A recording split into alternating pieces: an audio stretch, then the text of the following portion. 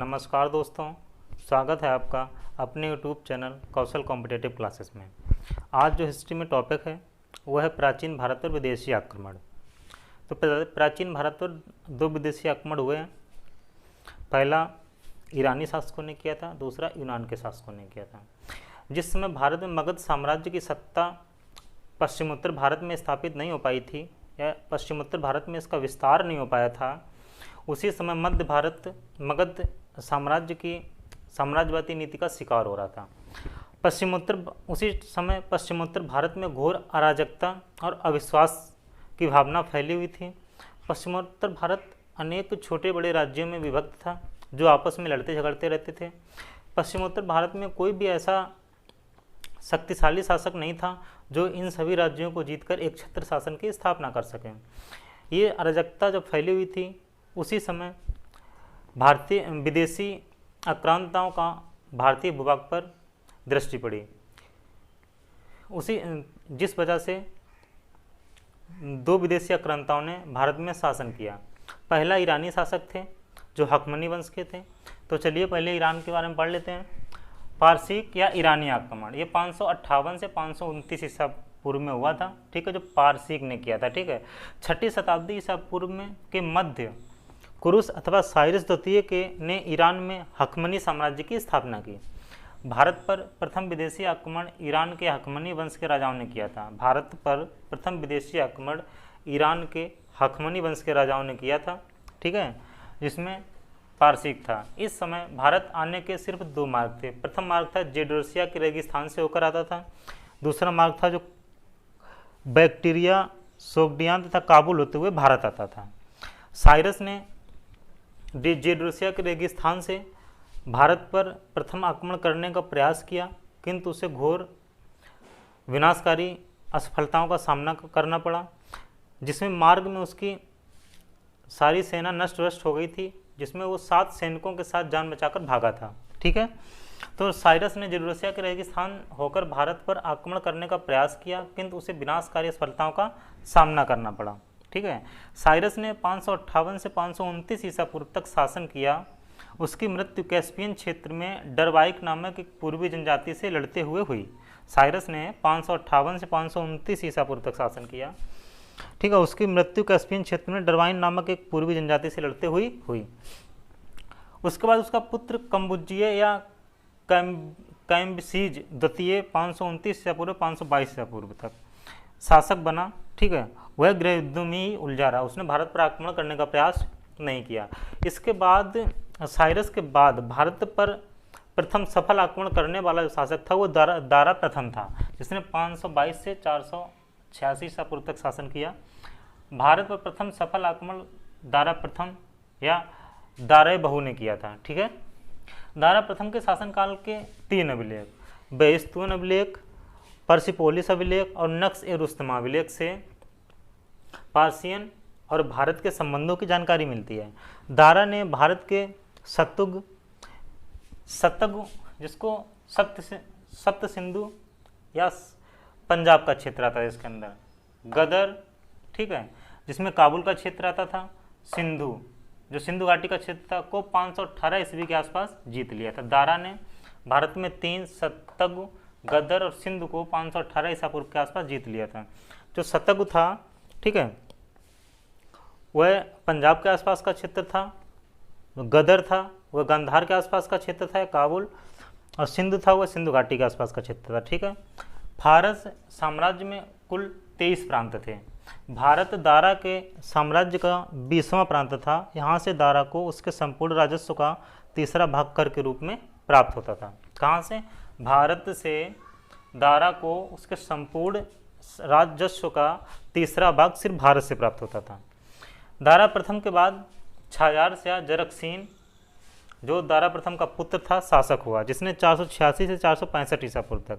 दारा प्रथम की मृत्यु के बाद उसका पुत्र जरक्सीन उत्तराधिकारी बना। पार्सिपोलिस से प्राप्त एक अभिलेख से भारत के 3 प्रदेश गांधार, सतगु और सिंधु का स्पष्ट रूप से उल्लेख मिलता है, जिससे प्रतीत होता है कि जरक्सीज ने अपने पिता के साम्राज्य को संभाल कर रखा था। जरक्सीज यूनानियों द्वारा परास्त किया गया था। 465 ईसा पूर्व के लगभग वह अपने किसी अंगरक्षक के द्वारा मार डाला गया था। अब चलिए इसके आगे देखते हैं। देखिए पारसिक वंश का जो अंतिम शासक था वह दारा तृतीय था, जिसको आरवेला के युद्ध में सिकंदर ने परास्त कर पारसिक साम्राज्य की भारत से अंत किया था। ठीक है, तो लिख लीजिएगा, पारसिक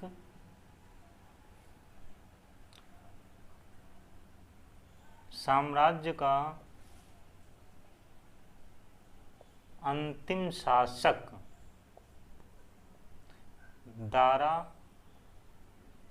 तृतीय था, जिसको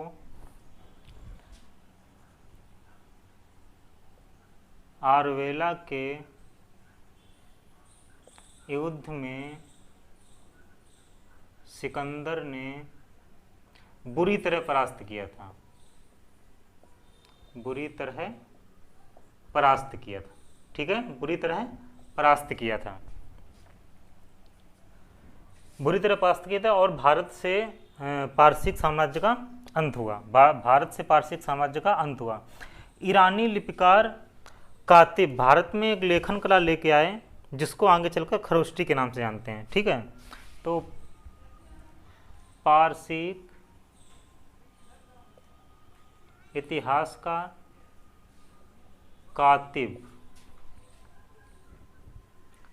भारत में एक लेखन कला लेकर आए, जिसको आगे चलकर खरोष्टी के नाम से जाना गया, खरोष्टी के नाम से जाना गया, खरोष्टी लिपि के नाम से जाना गया। ठीक है,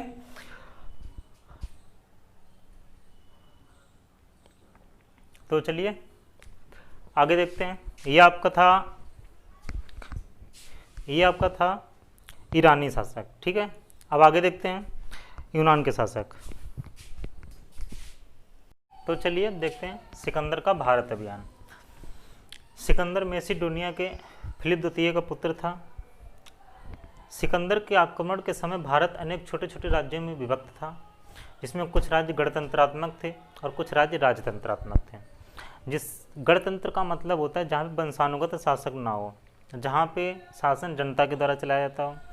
तो उस समय पश्चिमोत्तर भारत में अनेक छोटे छोटे राज्य थे, जिसमें कुछ राज्य गणतंत्रात्मक थे और कुछ राज्य राजतंत्रात्मक थे, जिनमें आपसी मतभेद बना रहता था, जिसकी वजह से सिकंदर को यहाँ पर विजय करना बहुत ही आसान था। ठीक है, तो सिकंदर मैसिडोनिया के क्षत्रप फिलिप द्वितीय का पुत्र था। सिकंदर के आक्रमण के समय पश्चिमोत्तर भारत अनेक छोटे छोटे राज्यों में विभक्त था, जिनमें कुछ गणतंत्रात्मक एवं कुछ राजतंत्रात्मक थे, जिनको अलग अलग जीतना सिकंदर के लिए आसान था।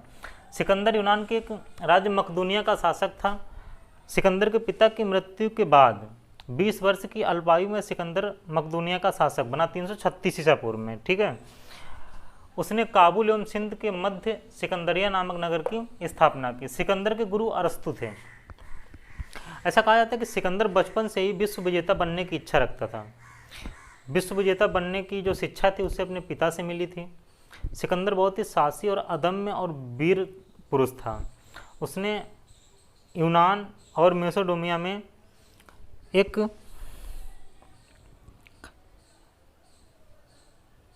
व्यापक योजना तैयार की। ठीक है, सिकंदर ने मेसोडोनिया और यूनान में एक व्यापक योजना तैयार की, जिसमें सिकंदर ने एशिया माइनर, सीरिया, मिस्र, बेबीलोन, बैक्ट्रिया और सोग्डियान आदि को जीता तथा ईरान को भी जीता। ठीक है, और यहीं ईरान को जीतने के बाद सिकंदर 326 ईसा पूर्व में भारत की ओर बढ़ा।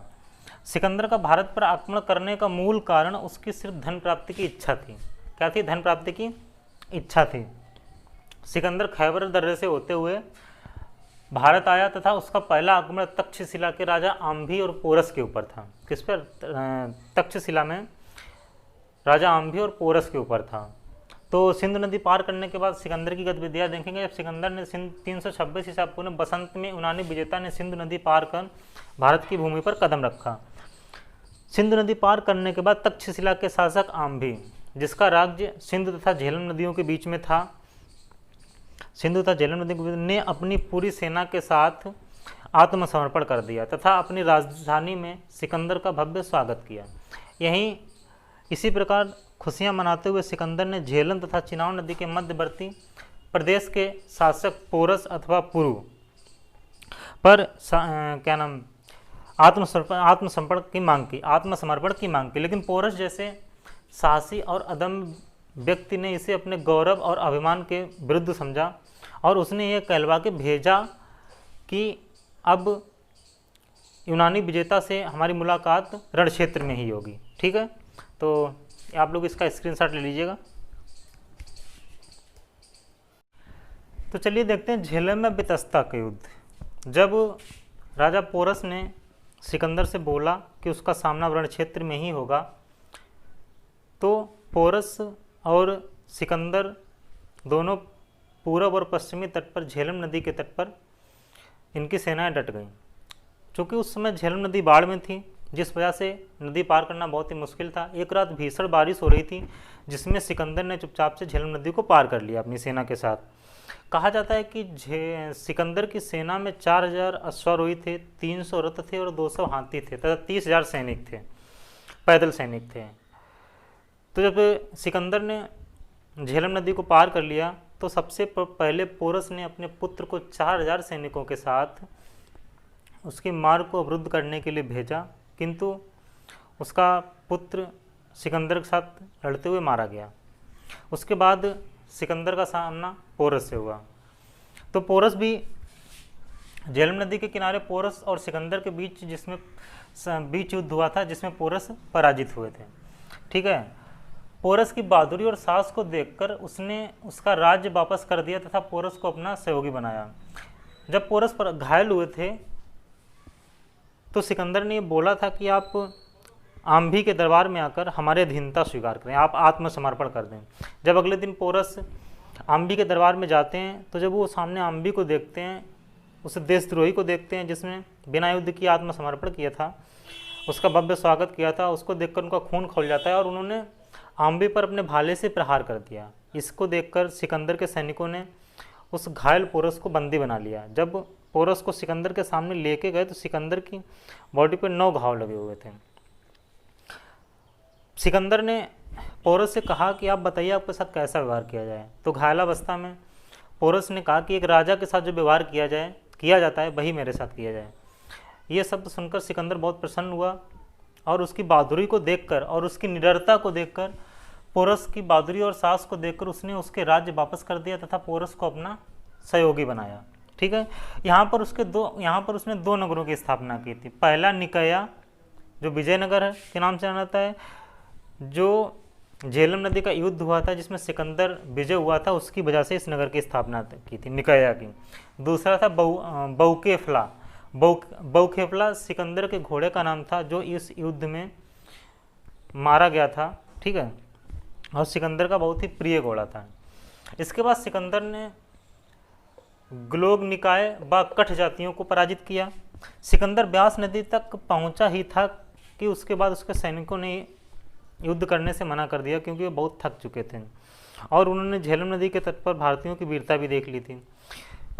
गंगा नदी के तट पर युद्ध करने से उन्होंने इसलिए मना कर दिया था, गंगा नदी के तट पर जो मगध में नंद वंश का शासक था, उसकी जो सेना थी वो सिकंदर की सेना से भी विशालकाय थी, इसलिए सिकंदर के सैनिकों ने मना कर दिया था युद्ध करने के लिए। ठीक है, तो सिकंदर ब्यास नदी के तट पर ही पहुंचा था। उसके बाद उसके सैनिकों ने साथ देने से मना कर दिया। यूनानी सैनिक लड़ते लड़ते थक गए थे। सिकंदर भारत पर लगभग 19 महीने या 326 से 325 ईसा पूर्व तक रहा। इस दौरान वह हमेशा युद्ध में ही लगा रहा। ठीक है, भारतीय भूभाग पर उसकी अंतिम विजय पाटल राज्य के विरुद्ध थी। इसकी मृत्यु 323 ईसा पूर्व में बेबीलोन में इसके दरबारियों द्वारा जहर देकर मार डाला गया था। भारत में गांधार शैली की कला, जिसका विकास 2वीं शताब्दी ईसा पूर्व में हुआ, यूनानी प्रभाव का ही परिणाम थी। तो आप लोग इसका स्क्रीनशॉट ले लीजिए। चलिए, तो ये आज आपका था प्राचीन भारत में विदेशी आक्रमण। नेक्स्ट टॉपिक कल देखेंगे। यदि क्लास पसंद आई हो तो शेयर करें, सब्सक्राइब करें और कमेंट करके जरूर बताएं कि क्लास कैसी लगी है। ठीक है, तो चलिए दोस्तों, कल मिलते हैं। जय हिंद।